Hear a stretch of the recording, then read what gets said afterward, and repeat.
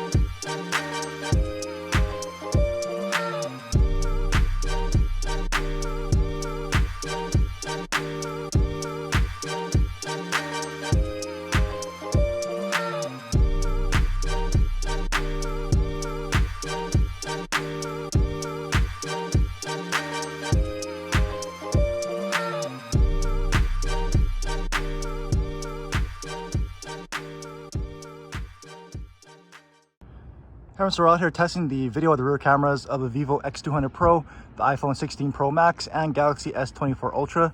As you can see, all three are currently recording with the rear-facing cameras. And we're starting out with the ultra-wide-angle camera on each at 4K 30 frames per second here. So I'm just going to pan around so you get a side-by-side view of all three of these ultra-wide-angle cameras in this particular scene in the park. It's going to be overcast, so maybe tough to test dynamic range, but these are the conditions we have these days in the fall. And let's go ahead and pan back this way, and we'll go into the main lens on the Vivo, on the Samsung, and on the iPhone. So here are the main cameras, and same thing, I'll pan around so you can see side by side how each of these main cameras perform here in this exact same scenario and scene. And we'll go ahead and pan all the way to the right, and we'll test zoom on that cell tower like we normally do. So that 3.7 telephoto 85mm telephoto lens on the Vivo, and then you've got the 3x telephoto on the Samsung, and then we can go into equivalent roughly 3.7 inch digital zoom on the iPhone, which also has this 5x telephoto. You can see the plane flying there. And we can move into more of a 5x here on the Vivo, and then a 5x here on the Samsung, which is also a telephoto. So you can track the plane a little bit. Let's go to 10 times on the Samsung, 10x here on the Vivo, and let's move into a 10x here on the iPhone. So you can see the plane traveling there across all three phones here. And there we go. And let's go ahead and move into 20x on the Vivo, 20x here on the Vivo, and then on the 15x on the iPhone.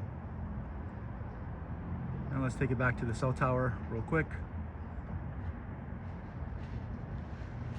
And let's back them out to the main lens on the Samsung, Vivo, and iPhone.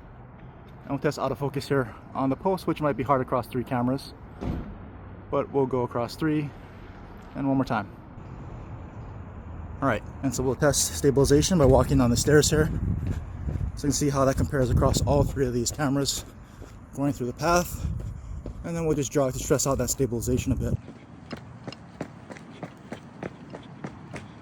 So there you go, quick 4K video test on the Vivo X200 Pro, Galaxy S24 Ultra, and the iPhone 16 Pro Max. Alright, so we're testing portrait video from the rear cameras on the Vivo X200 Pro, the Galaxy S24 Ultra, and the cinematic mode here on the iPhone 16 Pro Max. This is the artificial background blur from the rear main camera right now. And so I'm outdoors in a pretty ideal setting. It's an overcast day, so it's not going to be super bright, and these cameras should have every chance to be performing as best as possible. Whatever little sun right now is shining directly on me, and if I pan around this way, the sun will now be coming directly off my left.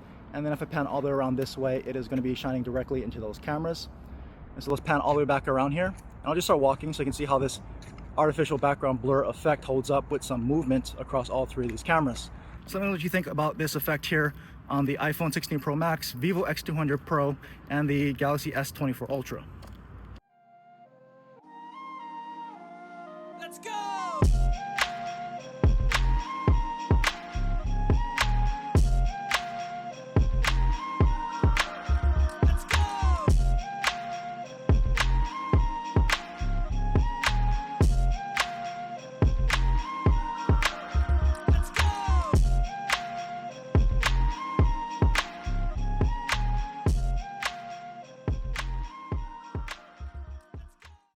So here's a quick front-facing camera test on the Vivo X200 Pro, Samsung Galaxy S24 Ultra, and the iPhone 16 Pro Max. So I'm outdoors, but it's an overcast day, so it's going to be tough to test some dynamic range or some harsh light, but this is the kind of weather that we have at this time of year in the fall, and whatever sun we do have is coming straight down on top of me right now, so this is probably going to be the best chance for this to look as good as possible. So we'll just pan around so you get a sense for the slightly changing light conditions. Now the sun is off my left, and then if I pan this way, it's going to be directly behind me, as you can see right there, blowing things a little bit out, but that's going to be pretty natural. And if we pan back all the way around, we just walk to test the stabilization here side by side of all three of these front-facing cameras. So let me know what you think about the quick footage here on the Vivo X200 Pro, Galaxy S24 Ultra, and iPhone 16 Pro Max. All right, we're back with the front-facing cameras in the same scene. This time it's portrait video, and cinematic video is what iPhone calls it. So this is the artificial background blur on all three of these front-facing cameras right now. The Vivo is limited to 1080p in this particular mode, just take a quick note of that. And so again, sun is shining directly on top of me, whatever little sun that there actually is today. But I'll keep panning so you can see what this looks like here with the sun coming off of my left now. And then if I go all the way around, you can see what it is kind of shining directly as much as possible into those cameras. And so we'll pan all the way back around, and I'll just walk so you can see how this effect holds up with some movement. But let me just know what you think about this artificial background blur portrait video on the S24 Ultra, the Vivo X200 Pro, and cinematic video here on the iPhone 16 Pro Max.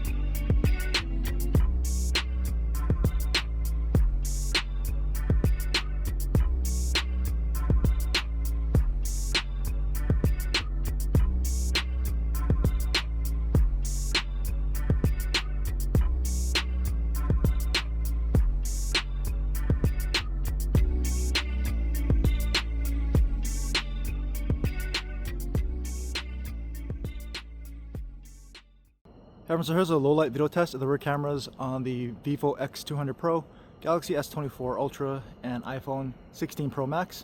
This is the ultra wide angle camera on each to start at 4K, 30 frames per second. So I'm going to pan around so you get a side-by-side view of all three of these ultra wide angle cameras. And we'll go ahead and move into the main camera on the Samsung, on the Vivo, and on the iPhone.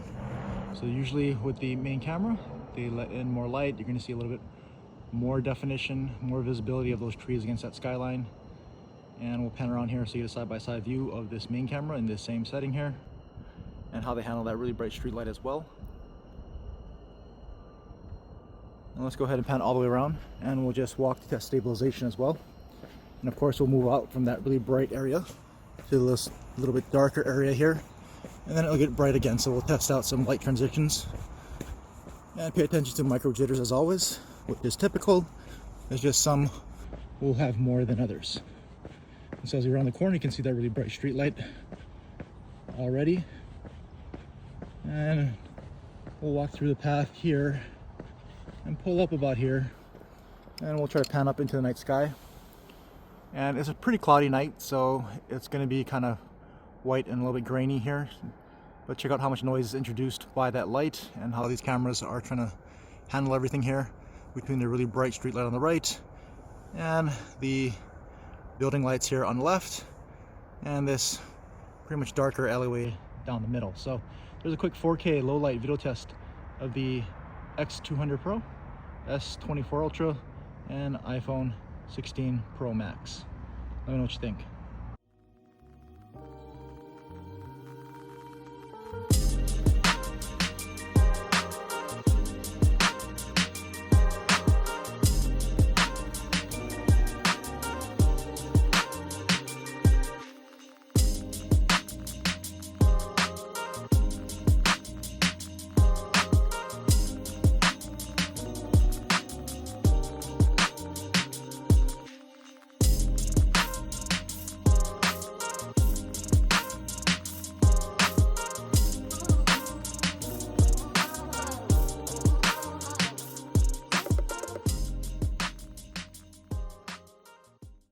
Alright, so here's a low-light video test of the front-facing cameras of the Vivo X200 Pro, Galaxy S24 Ultra, and iPhone 16 Pro Max.